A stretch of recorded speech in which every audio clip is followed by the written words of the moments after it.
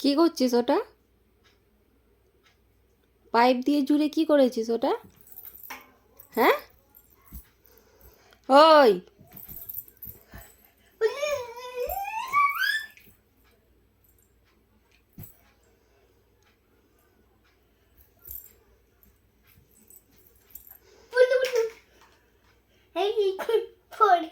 কি করছো তুমি ওটা? ফ্যান চালাচ্ছি।